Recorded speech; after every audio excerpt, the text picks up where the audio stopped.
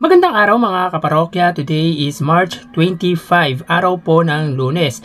So mga kaparokya, titingnan natin yung live viewers ng EB Lenten Special at Eat Showtime. So sa ngayon ay hindi po live ang Eat Showtime, samantalang unang araw ng Eat Bulaga Lenten Special entitled Rehas ng Kahapon na pinapangunahan ni Henyo Master Joey De Leon, Wally Bayola, Paulo Ballesteros, Alan Kay at ang debut ni Karen Aistrap. Matutunghayan din natin ang iba't ibang kwento ng tao sa babala.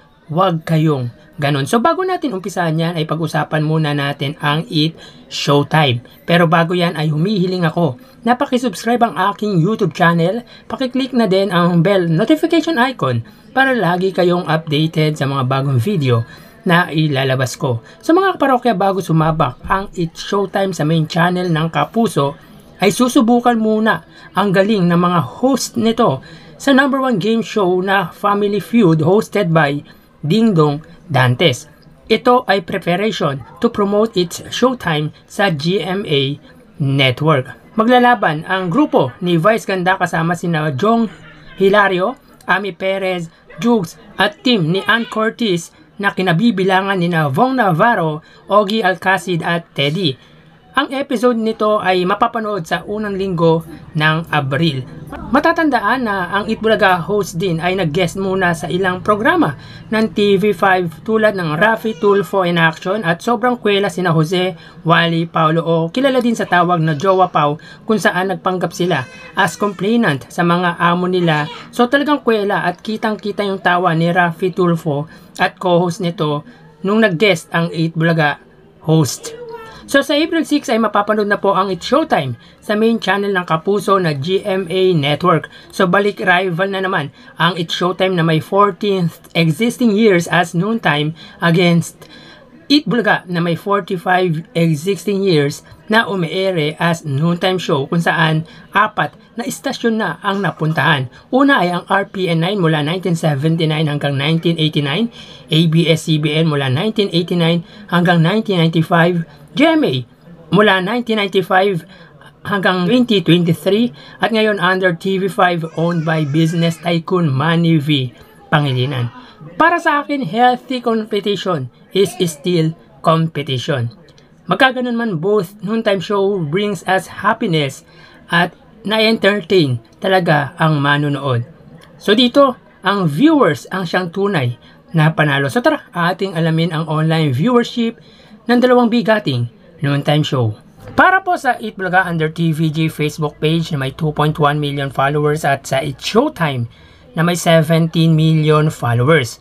So as of 12:58 mga kaparokya, makikita po natin dito ang Eat Bulaga ay may segment na babala, wag kayong ganon. At ang Eat Showtime naman ay may segment na especially for you. So mga kaparokya, reminder lang po, hindi po live ang both noontime show. So makikita po natin dito ang Eat Bulaga ay may 14.2 thousand viewers, samantalang ang Eat Showtime ay may 11.7 thousand live viewers. So click po natin mga kaparokya para po sa Eat Bulaga, sila ay may 14.2 thousand viewers. Ang Eat Showtime naman po ay may 11,000 live viewers. So ulitin po natin mga kaparokya, ang Eat Bulaga ngayon ay may kasalukuyang 14.2 thousand viewers at ang Eat Showtime ay may 11.7 thousand live viewers. So dito mga kaparokya, pagdating sa Facebook Live ay angat ang Eat Bulaga. So mapunta naman po tayo sa TV Network YouTube channel para po sa Eat Bulaga under TV5 Philippines na may 1.7 million subscribers. Samantalang ang Eat Showtime naman under ABS-CBN Entertainment YouTube channel na may kasalukuyang 47.2 million subscribers. So as of 1 o'clock PM, ang Eat Bulaga under TV5 Philippines, sila ay may kasalukuyang 28,000 live viewers. Ang Eat Showtime naman under ABS-CBN Entertainment ay may 89,000 live viewers. So ulitin po natin mga kaparokya, as of 1 PM, ang Eat Bulaga sila ay may 28,000 live viewers. Under po yan sa TV5 Philippines. Ang Eat Showtime naman ay may 89,000 live viewers. So dito mga kaparokya, pagdating sa TV network ay angat ang ABS-CBN. So expect natin yan dahil milya-milya po ang layo ng subscribers ng dalawang bigating TV network. Ang ABS-CBN po ay may 47 million, samantalang ang TV5 ay may almost 2 million subscribers. So mapunta naman po tayo sa main YouTube channel ng dalawang bigating noontime show. Para po sa Itbulaga, under Itbulaga TVJ YouTube channel na may kasalukuyang 886,000 subscribers. Samantalang ang It's Showtime under ABS-CBN It's Showtime na may 2.07 million subscribers. So as of 1:01 PM, ang Itbulaga, sila ay may kasalukuyang 71,000 viewers. Ang It's Showtime naman ay may 58,000 live viewers. Sulitin po natin mga kaparokya, as of 1:01 PM. Ang Itbulaga, sila ay may 71,000 live viewers. Ang It's Showtime naman ay may 58,000 live viewers.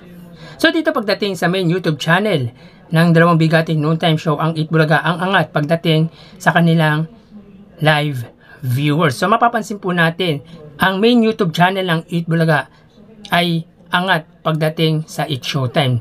Tulad po sa Facebook Live, ang Itbulaga ay may 14,000 viewers, samantalang ang It's Showtime ay may 11,000 viewers. Pagdating po sa YouTube channel, ang Itbulaga ay may 71,000 at ang It's Showtime ay may 58,000. Nagkaiba lang po sila pagdating sa ABS-CBN Entertainment YouTube channel.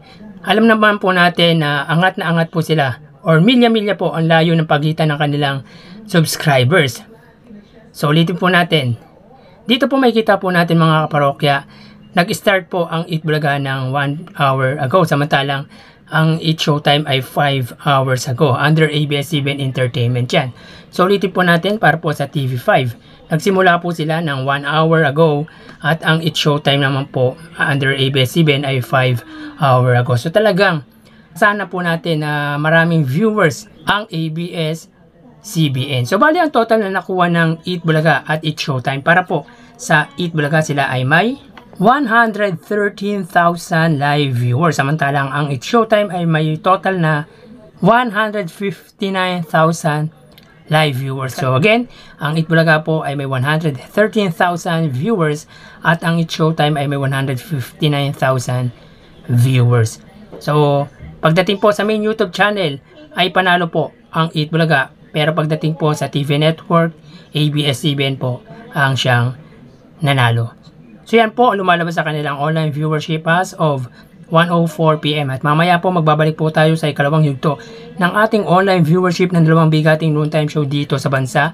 Magpapaalam na po muna ako pansamantala. Thank you and God bless.